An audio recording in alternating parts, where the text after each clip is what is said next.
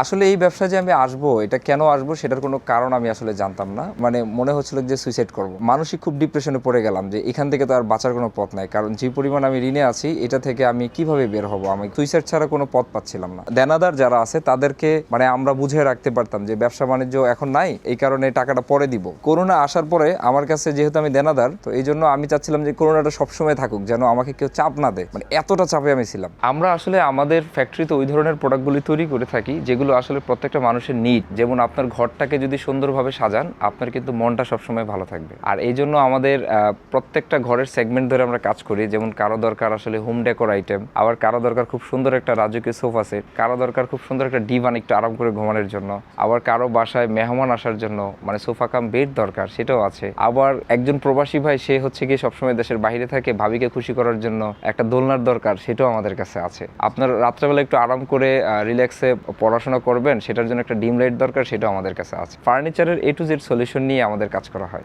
আমি ভাইয়া ফার্নিচার জগতে 12 বছর কমপ্লিট, 13 বছরে আছি। কর্মজীবী ছিলাম, একটা কোম্পানিতে জব করতাম। সেখানে যেটা হচ্ছে যে ভালো একটা মাইনে পাইতাম, কিন্তু রেসপেক্টটা বেশি একটা ভালো ছিল না। তো শুরু থেকে সবসময় একটা জিনিস চাচ্ছিলাম যে একটা ভালো সম্মান পাবো, নিজেকে ওইভাবে আসলে পরিচিত করব। তো সেটা আসলে চাকরির মাধ্যমে হচ্ছিল না। চাকরিতে টাকা আছে, সম্মান নাই, তো আমি আসলে একটা উদ্যোক্তা হই। তো তখন আমার জন্য এগুলো সবই ছিল ধোঁয়াশা। প্রথমে আমি একটা বিজনেস শুরু করি, তখন 99 খুব জনপ্রিয়তা ছিল। তো এই বিজনেসটা দিয়ে শুরু করি, আলহামদুলিল্লাহ মানে 2-3 মাসের মধ্যে আমি সফলতার দেখা পাই এবং প্রচুর পরিমাণে আমার ওইখানে একটা ভালো বিজনেস রেভিনিউ হয়। কিন্তু কিছুদিন পরে যেহেতু আমার বিজনেসের কোনো স্কিল নাই, তো আমি আবেগের বশতেই বিজনেসটা শুরু করেছিলাম। তো তারপরে দেখা যায় কিছুদিন পরে আমি লোনে পড়তে পড়তে প্রায় 20 লাখ টাকা ঋণে পড়ে যাই। তারপরে যেটা হয়, এখানে নতুন বিয়ে করি, আবার আমার মাও মারা যায়। ওই সময় আমার অল্প বয়সে বিশাল একটা চাপের মধ্যে পড়ে যায়। আমরা যে এলাকাটাতে আছি এটা একটা শিল্প অঞ্চল, তো এইখানে যারা আছে অধিকাংশই শ্রমজীবী মানুষ, তো তারা একসাথে টাকা দিয়ে আসলে ফার্নিচার নিতে পারে না। তো আমরা চিন্তা করলাম তাদেরকে যদি আমরা একটা কিস্তির মাধ্যমে হেল্প করি, এতে করে তাদের যে স্বপ্নগুলো আছে ওই স্বপ্নগুলো পূরণ হবে এবং পাশাপাশি আমাদেরও বিজনেসটা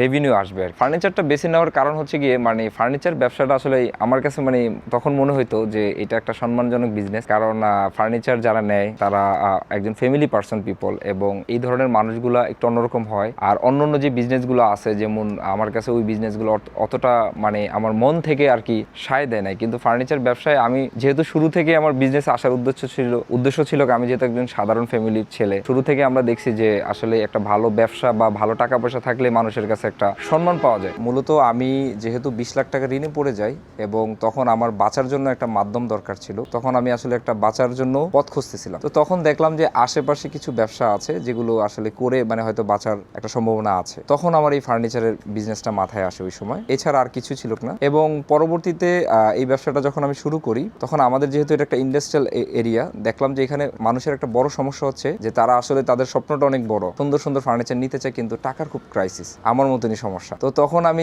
তাদের জন্য একটা সমাধান বের করলাম যে আমি আসলে কিভাবে তাদের ঘরটাকে সুন্দরভাবে সাজিয়ে দিতে পারি। এবং এরপরে আমার মাথায় আইডিয়া আসলো যে আমি তাদেরকে কিস্তিতে প্রোডাক্ট দিব। এবং আলহামদুলিল্লাহ এই আইডিয়াটা কাজে লাগে এবং অনেক গার্মেন্টসের শ্রমিক এবং ইন্ডাস্ট্রিয়াল ভাই বোনেরা আছে যারা আমার কাছ থেকে ফার্নিচার নিয়ে তাদের স্বপ্নের ঘর সুন্দরভাবে সাজায় এবং তারা খুব খুশি যে ভাই এগুলো আমাদের অনেক স্বপ্ন ছিল, কিন্তু আমরা আমাদের টাকার অভাবে পারিনি, আপনারা সুযোগ করে দিচ্ছেন। তো ভালোই চলতেছিল। এর মধ্যে চলে আসলো করোনা। এই করোনা আসার পরে যেটা হলো যে এই যে গার্মেন্টস শ্রমিক এবং ইন্ডাস্ট্রিয়ালে আমরা যে কিস্তিতে প্রোডাক্টগুলো দিলাম, এখানে আমাদের অলমোস্ট প্রায় 50 লক্ষ টাকার মতন মানে দেনা হয়ে গেল। এবং এটা নিমিশেই গার্মেন্টস বন্ধ হয়ে যাওয়ার কারণে যে যার মতন বাড়িতে চলে গেল এবং আমি আরো বেশি ঋণের চাপে পড়ে গেলাম। তখন আমি এতটা স্ট্রাগলে পড়ে গেলাম যে হঠাৎ করে আল্লাহর রহমতে মাথার মধ্যে আইডিয়া আসলো ইউটিউবের ভিডিও দেখে যে ইউটিউবের মধ্যে আসলে অনলাইনে ফার্নিচার সেল করা যায়। তখন আমার জীবনে আমি আসলে এই অনলাইনে আসি আর আমার প্রথম সেল হয় 57,000 টাকার প্রোডাক্ট, যেটা আমার জীবনের সবচেয়ে বড় প্রোডাক্ট। আমি যখন তার বাসায় গিয়ে ফার্নিচারটা দিয়ে আসি, তো তারা এরকম একটা আপ্যায়ন করে, তখন আসলে বুঝতে পারলাম যে আসলে ফার্নিচার ব্যবসাটা মানে আসলে একটা সম্মানের ব্যবসা। আমি দেখা যাচ্ছে এরকম প্রবাসী ভাই আছে যাদের বাসায়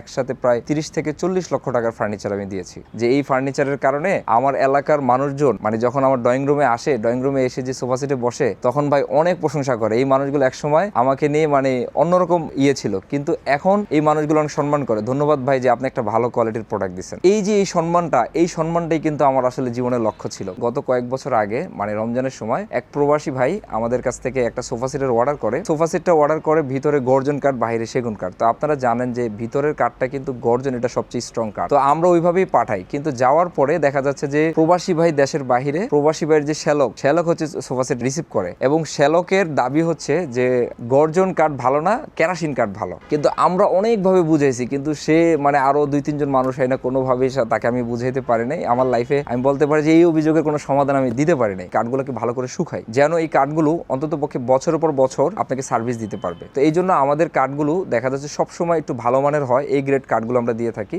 এবং আমাদের যেহেতু উদ্দেশ্যই থাকে যে এই কাস্টমারের সাথে আমরা একটা লং টার্ম রিলেশন তৈরি করব, এই জন্য আমরা প্রত্যেকটা সেগমেন্টে এরকমভাবে কাজ করি আমার কাস্টমার আমার প্রোডাক্টটা নিয়ে কোনো প্রকার ভুল ধরতে না পারে। এই ফার্নিচার বা এই রিলেটেড প্রোডাক্টগুলোর ক্ষেত্রে মানে সম্পূর্ণ ডিসিশনের নিয়ন্ত্রণ কিন্তু ভাবিদেরই থাকে। যেহেতু পুরুষ মানুষ সারাদিন বাহিরে থাকে, তো ঘরটা গুছায় কিন্তু রাখে ভাবিরাই, তো ভাবিদের পছন্দকে কিন্তু প্রায়োরিটি দেওয়া হয়। আর আমরাও কিন্তু ওইভাবে প্রোডাক্টগুলো মেকিং করি যেন ভাবিদের পছন্দ হয়।